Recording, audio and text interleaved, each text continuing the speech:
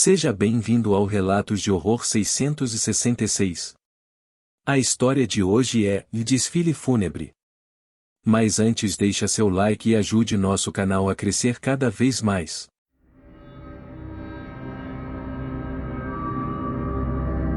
A Terra das Covas é um lugar onde os defuntos retornam à superfície depois de anos de sono lúgubre. A cidade de Franco da Rocha é marcada por inúmeros mistérios, e apesar de uma lenda ter sido criada para avisar a população para nunca festejar o carnaval durante a noite de quarta-feira de cinzas, a tradição foi esquecida e uma festa foi realizada. No centro da cidade, 3 escolas de samba se preparavam para começar o desfile, enquanto que, no cemitério não muito longe dali, defuntos macabros se preparavam para a nefasta folia. Na cidade, as escolas de samba começam a desfilar e a população vibra, dança e canta. O desfile em Franco da Rocha não era nada comparado aos grandes sambódromos, mas a rua era suficiente para entreter a população. O problema é que depois do imenso matagal começa o cemitério, lugar onde todos acreditavam que os cadáveres infames jaziam no sono perpétuo. Mas não naquela noite. Já passava da meia-noite e a última escola de samba de Franco da Rocha, a mais popular de todas, começava a desfilar, e como sempre, encerrando com o melhor show. Do lugar mais alto da arquibancada, um velho ébrio se incomodava com o que seus olhos enxergavam depois do matagal.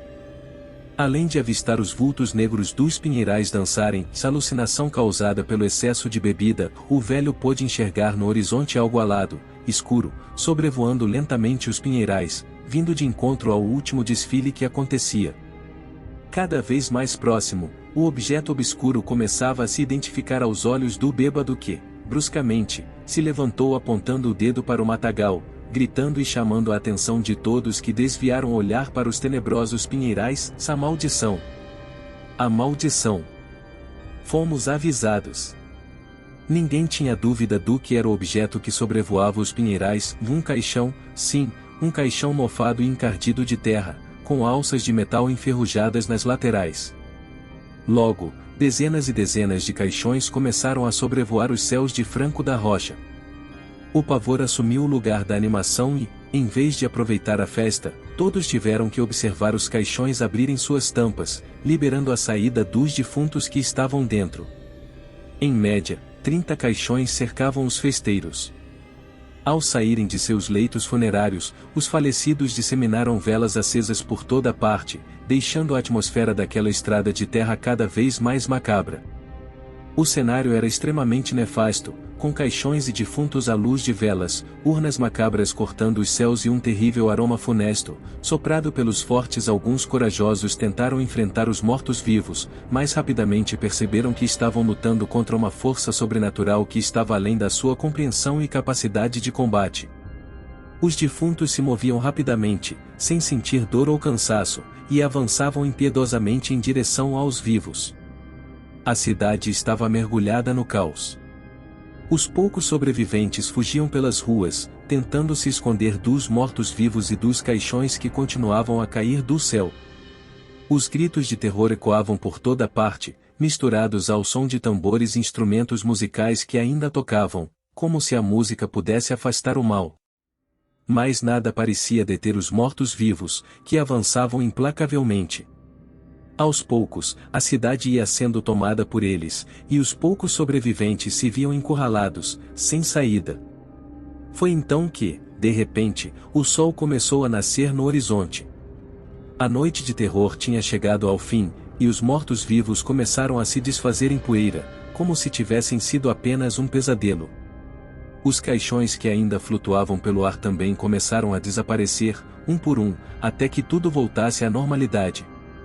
Os poucos sobreviventes se olharam, perplexos e agradecidos por ainda estarem vivos. Eles sabiam que nunca mais esqueceriam aquela noite de terror, e que a lenda da maldição carnavalesca seria respeitada por gerações a fio, para evitar que algo assim voltasse a acontecer. A multidão estava em pânico, sem saber o que fazer. Os defuntos avançavam em sua direção, com suas mãos putrefatas estendidas para agarrar qualquer pessoa que encontrassem. A atmosfera era densa e opressiva, com o cheiro de mofo e decomposição inundando o ar. A música e a dança haviam dado lugar ao terror e ao desespero. As pessoas tentavam fugir, correndo em todas as direções, mas os defuntos pareciam estar em todos os lugares ao mesmo tempo. Alguns tentavam lutar contra eles, mas era inútil. Os mortos-vivos não podiam ser detidos ou feridos, e continuavam avançando, arrastando suas correntes e soltando gemidos estranhos. Em meio a todo esse caos, uma pessoa se destacava. Era um velho, que parecia imune ao medo e à agitação que tomava conta de todos. Ele carregava uma espada antiga, que parecia ter saído de um museu, mas que parecia estranhamente afiada e mortal. O velho avançava em direção aos defuntos, cortando-os com habilidade e precisão. As pessoas observavam, surpresas e admiradas, enquanto o velho lutava contra os mortos-vivos. Ele parecia estar em uma espécie de transe, movendo-se com uma agilidade surpreendente e atacando os defuntos com golpes certeiros. Os mortos-vivos tentavam agarrá-lo, mas ele sempre conseguia se esquivar e contra-atacar. Com o tempo, outros se juntaram ao velho, ajudando-o a lutar contra os defuntos. Eles usavam objetos diversos, como paus, pedras e garrafas, mas nenhum parecia tão eficiente quanto a espada do velho. Juntos, eles conseguiram afastar os mortos-vivos e criar uma espécie de barreira protetora ao redor da multidão.